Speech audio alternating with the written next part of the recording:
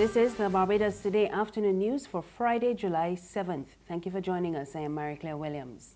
This year's Kadooment Day Parade will be without one of Cropover's largest bands. Fantasy Experience says it is pulling out of the jump up due to the harsh economic conditions. They also blame low costume sales and a lack of sponsorship. A statement posted on the band's Facebook page says its ability to deliver an optimum product to revelers has been compromised by the current economic climate. It also says the band has emailed masqueraders who had already paid for costumes with information about their refund. In other news, at least 2 of the island's major bakeries are holding off from passing on the increase in the National Social Responsibility Levy to customers. The increase from 2 to 10% took effect this month. Purity Bakeries has already raised its prices of some products, but Zephyrins Bakery and Nichols Baking Company say they are still awaiting clarity on the issue. Managing Director of Nichols Baking Company, MacDonald Nichols, explained why his prices will remain the same for the time being. Do not have the luxury of raising their prices whenever we get raw material and price increases.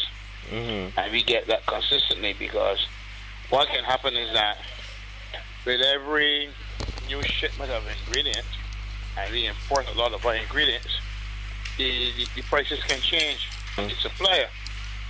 And when we do that, we cannot go and increase our product. In this instance, though, we cannot absorb 10%.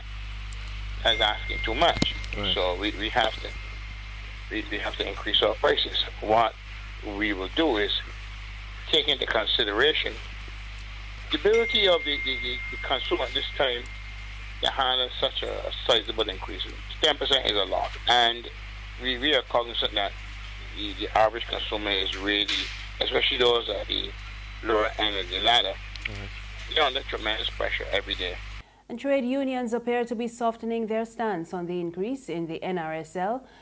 The tax was raised this month from 2 to 10%, and the unions have been demanding a total repeal of the tax or a coping subsidy for their members. But following a meeting last evening, they now say they are prepared to accept a 50% reduction in the levy.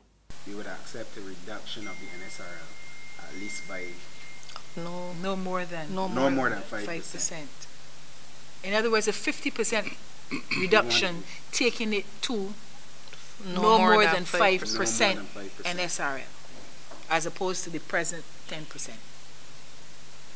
But we understand too, and I guess this is from our position as public service, we understand too that one particular action might not necessarily satisfy the population that we are serving.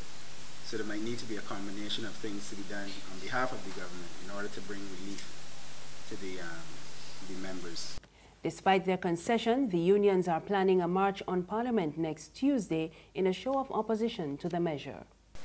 Among those plans is our intention to formally and symbolically deliver letters to the Prime Minister, the Leader of the Opposition, and the 2 independent members of Parliament on Tuesday, which is the next sitting of Parliament.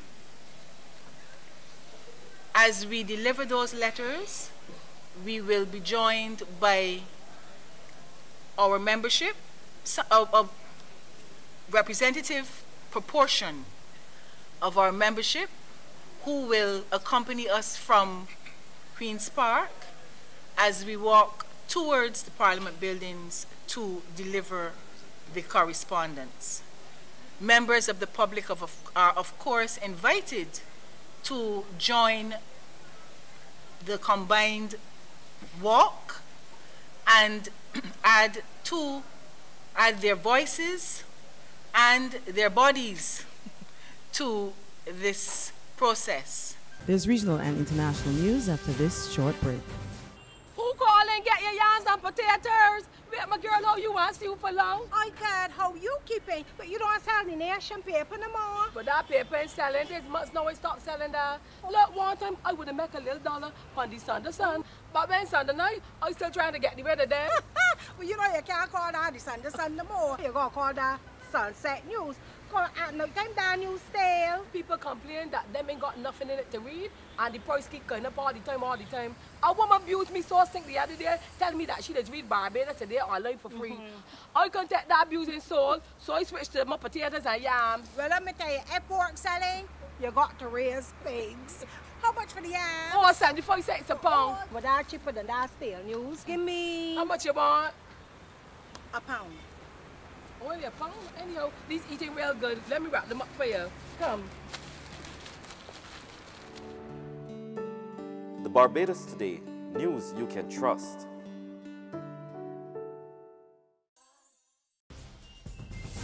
Thank you for staying with us. We're back now with news from the region. In Trinidad, the Office of the President has confirmed the resignation of 2 retired Justices of Appeal. Justice Roger Hamill-Smith and Humphrey Stallmeyer stepped down, citing personal reasons. We get more in this TV6 News report. The resignations come after months of controversy. The Office of the President says Justice Stallmeyer also resigned as a member of the Defense Force Commission's board. Justice Stallmeyer's membership to the DFCB was predicated on the membership to the JLSC, according to the release. The Office of the President says both retired judges thanked President Carmona for the opportunity to be of service to the country. Justice Hamill-Smith's resignation concluded 27 years of public service, while Justice Stallmeyer served 16 years as a judge and a judge of the Court of Appeal. The JLSC has come under scrutiny after the controversial appointment of former Chief Magistrate Marcia Ayres Caesar to the High Court. Attorney and UNC Senator Gerald Ramdeen has called for the entire JLSC to resign after that appointment. Ramdeen says the resignations are admirable but not enough. Today, Justice Stallmeyer and Justice Roger Hamill-Smith have done the right thing, and one waits to see whether those who were more responsible, those who sat as the chairman of the JLSC, those who are responsible for the administration of justice in our country, and the low point that it has reached today, whether they will follow suit and do the right thing. Only time will tell, and it will tell of the character of those persons. In June, former Minister Devon Maraj tried to halt the swearing-in of 2 judges, claiming the JLSC was improperly constituted. And finally, U.S. President Donald Trump and his Russian counterpart Vladimir Putin held their first face-to-face meeting today on the sidelines of the G20 summit in Germany. Both leaders say they want to repair ties damaged by crises, including allegations of Russia's meddling in last year's U.S. elections. Thank you very much. We appreciate it. President Putin and I have been discussing various things, and I think it's going very well. We've had some very, very good talks. We're going to have a talk now, and obviously that will continue.